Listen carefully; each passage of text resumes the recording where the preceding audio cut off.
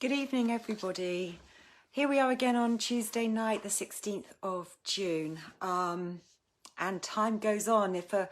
I sort of feel time's going quickly, and then at the same time, I can't believe it's been so long. Sort of time seems to have stood still, and it's really strange times. And I thought tonight would be really useful to talk about our mood and things we can do to try and boost our mood. I don't know about you, I certainly know for myself and talking to clients that, this really strange times and our mood tends to go up and down quite a lot. I thought this would be a good topic for tonight of some things that you could do, some really useful things that you can do, either more on a long-term basis or on a really quick, sharp thing that you can do to try and lift your moods. I thought that's what I'd talk about tonight. So I hope you're all well, coping okay. And don't forget, if there's other topics you'd like to talk about, then do let me know in the comments or email me at caroline@peytonprinciples.com. I am going to be doing more lives in my new closed Facebook group, which is all about digestive and gut health. And I'm going to be inviting you all to join that group in the coming days.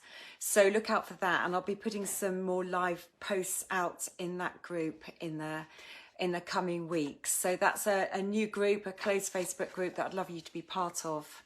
So let's talk about tonight and how we can choose things to do, lifestyle, nutrition tips that can help to boost our mood. And I was thinking about this, the sort of various aspects of this, and just thinking about why our mood is affected so much.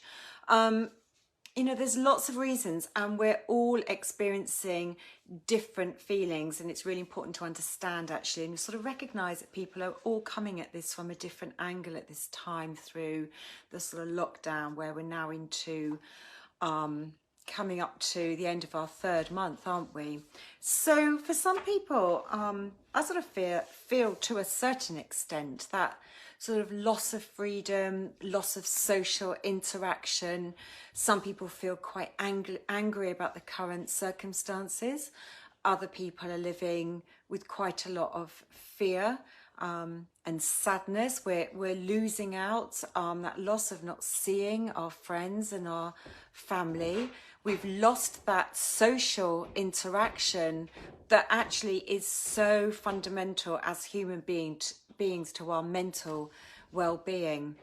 And uncertainty, and there is a huge amount of uncertainty, and I think that's also really affecting me.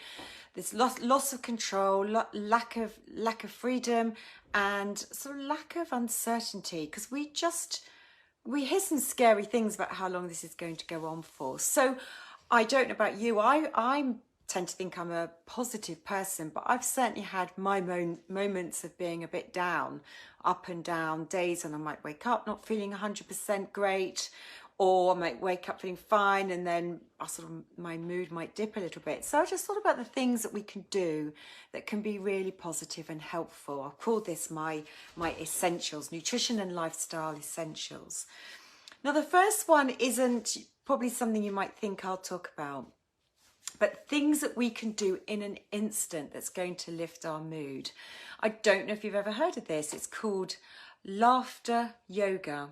It's a branch that came from yoga 30, in the last 20 years or so, maybe less than 30 years ago, linked to yoga, but it's very much around laughter. And I strongly recommend you go and search this on YouTube, because there are some fantastic YouTube videos where you can work with somebody around this.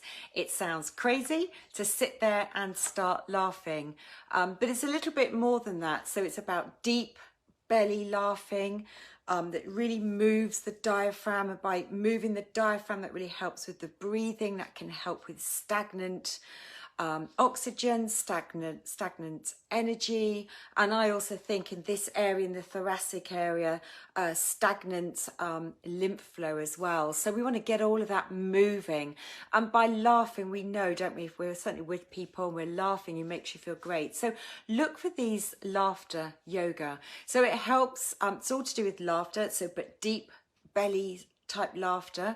It's also linked to deep breathing, and we know when we breathe deeply, it can move us from this more stress response, that there may be an underlying stress response going on that's affecting our mood, moves us into the rest and digest parasympathetic mode. So it can be helpful for that. And it's also to do with clapping. So the yoga also incorporates some clapping moves. And I believe the clapping is linked to acupressure points that are in the palms of your hands. So this sort of combination of things that happen through laughter yoga can have, you may only do it for 10 minutes, and it can have the most amazing uplifting effect on how you're feeling. So give that one a go. Another thing just to think about doing, we often talk about music, and we all like different types of music. For some of us it's really loud rock music, for others it could be something that's more to make you want to dance. But finding some music, it could be classical, but anything that's going to lift your mood and make you feel great, go and find that music and go and play a couple of tracks to make you feel better. Because don't dwell in this less than positive mindset. You want to try and lift yourself out of that as much as possible. So the yoga or something like music will be great. Staying connected. This has been a big impact for many people, and a big impact on our mental health and our mental well-being. So staying connected. So if you're feeling down, don't wait for somebody to pick up the phone to you.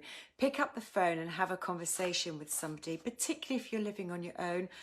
And sometimes it may not be being with your partner or with your children. You may just want to be talking to your best friend or someone that you feel close to, a family member. Picking up the phone and having that conversation will make you feel better, should make you feel better. Try and pick someone that's going to make you feel more positive, because that's another aspect to this. Some people may not have the most positive mindset. So if you're feeling down, try and choose someone that does have that more positive mindset and is likely to lift your mood. That's really, really important.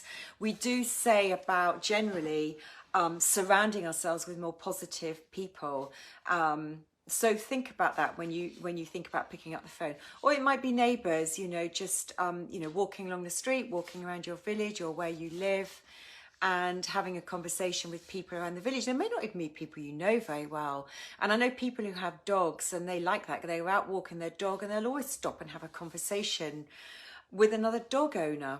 I don't have a dog. I have a horse, but I don't walk my horse every day, so that's not particularly helpful. But people who have dogs, it's really positive. You have to get out, you have to walk, you have to get that fresh air, and you get into contact with other people. So if you don't have a dog, just going out and start walking, trying to meet people you come into contact with, and saying hello and smiling. It's just even smiling can help to lift your mood and make you feel better. And I sort of put in my post about this tonight about turning your frown upside down, because even making yourself smile actually does something. I'm not a psychologist, but it certainly does something to make you feel a lot better. So think about that. Zoom, that's another way of feeling connected. We've all been Zooming, haven't we? I think it's become a verb now, to Zoom.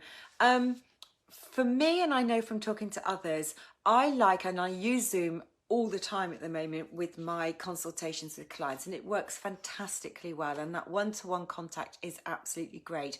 And I think Zoom works really well with a small group of people. Personally, I don't find it as effective with a large group, and I think it can lose its benefits when there's a large group of people, because obviously you can't all talk at once, and so the quieter ones are likely to remain quiet and the louder ones are likely the ones to be doing the talking. So actually it may make you not feel as great, you may not feel as good after you've come off a Zoom call. So Zoom, fantastic way to stay in contact, but decide whether it's a small group of Zoom people. I'm Zooming with my old school friends, and one lives in France, and we do that nearly every week, and that's brilliant. In fact, we're actually talking more often now than we did before, so it can be fantastic. But decide whether it's the really big groups that you think is going to have that positive effect on you. So choose your Zoom wisely, and don't feel obliged that you have to take part in all these things, but do take part in some things, and that connectedness is very, very important. So moving on to nutrition, of course, I have to talk about nutrition. There are certain things that are very, very important for our mood. When we think about people who long term have a low mood, they may go to the doctors and they may be put on SSRIs, antidepressants, and those actually don't create serotonin. They stand for serotonin selective reuptake inhibitors, but what they actually do is keep serotonin circulating in the brain.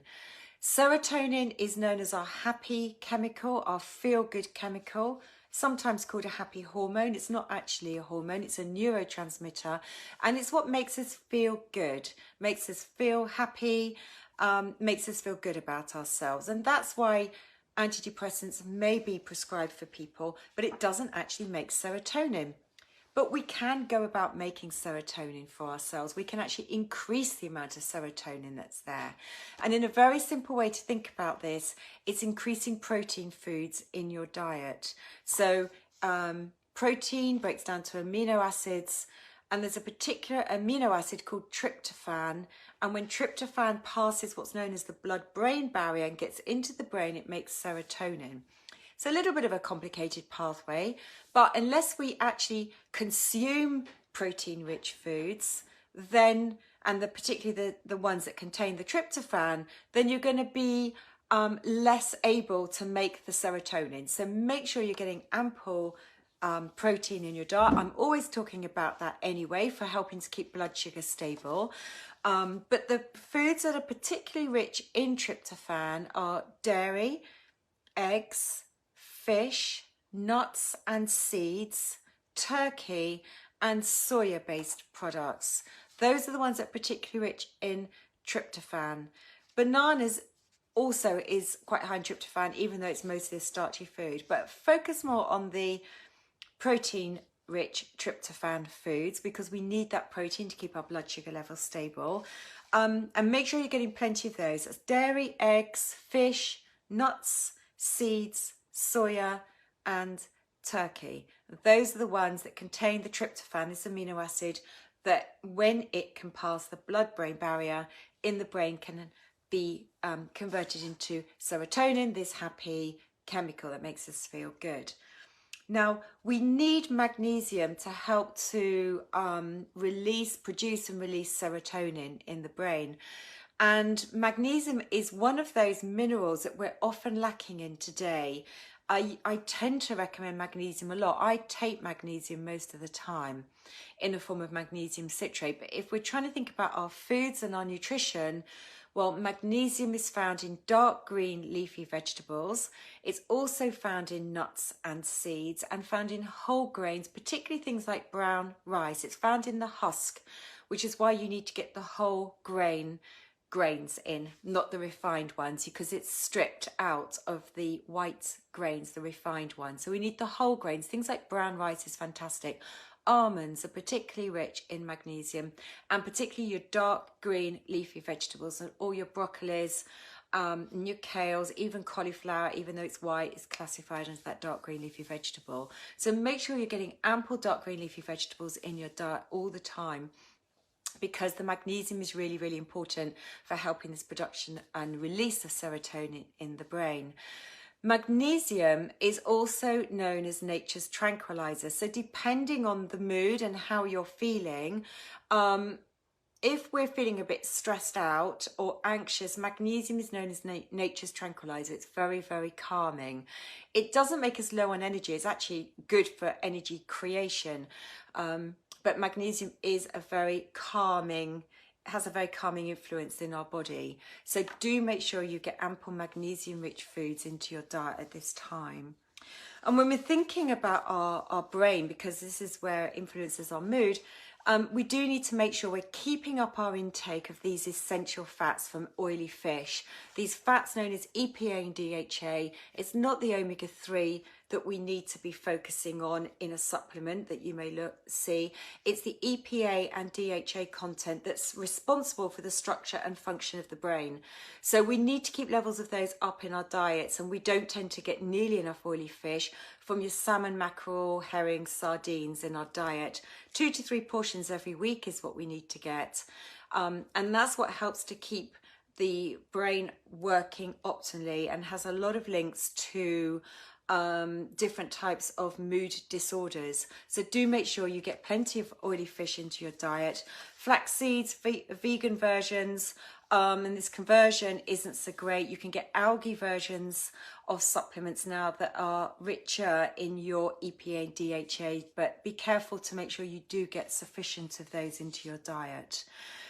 The last thing I wanted to talk about was with regards to the gut-brain axis. So of course I'm going to focus on gut health as that's what I specialize in, but within the gut and these trillions, hundreds of trillions of bacteria in the gut all play a role in keeping us healthy. But because we know about this gut brain link, we have another nervous system, the enteric nervous system, that links directly from the gut to the brain, and this two-way flow of information that's communicating between the two. A lot of research in this area, a lot of research around specific strains of bacteria. But if we think about keeping the gut healthy, then we do want to make sure that we're keeping up our intake of fiber that feeds the good bacteria, that we're reducing our intake of processed foods that are going to destroy good bacteria and feed the bad bacteria and the pathogenic bacteria. And think about eating some fermented foods. You may want to eat some sauerkraut or kefir. You can get some goat's milk kefir now. You may think about fermenting your own foods. There's some great recipes online. Rejuvelec is a very good drink that you can make and ferment your own, and just keep having a little bit every day just to try and keep your gut in good health. And if you have antibiotics, do always think about following that up with good courses of probiotics afterwards, way beyond what you get from fermented foods. But we must take care of the gut health, because if we don't, there's a lot of research to show from this gut-brain link, this two-way flow of information are going to influence each other. So if our brain, we know when we get butterflies in our stomach from feeling nervous, it's because of this two-way flow of information. So take good care of your gut if we're going to try and help how our brain and our mood is feeling at any one time. So some of those are more longer term things to think of, but are really, really important. Don't overlook them at this time. But some of the things I talked about at the start are great ways, lifestyle tips that you can go away and do the moment you think. If you wake up, we talk about waking up, don't we, on the wrong side, getting out the wrong side of the bed. If you just wake up at the moment and you're not feeling great, just think of those things that you can do that I mentioned at the start of this video, my Facebook Live, things that you can go and do that are just automatically going to make you feel 10 times better. So don't overlook it. Don't just live through a day not feeling great. Go and find something that you can do that makes you feel better. But always think about what you're feeding your body. Take good care of that. Take good care of your digestive health and your gut health as well. So I hope there's been some helpful little nuggets for you tonight. I call them my essentials. Always thinking this holistic approach and putting everything together in this jigsaw puzzle that makes us who we are. So hope that's been helpful. Have a great week, everyone, and catch up with you next week.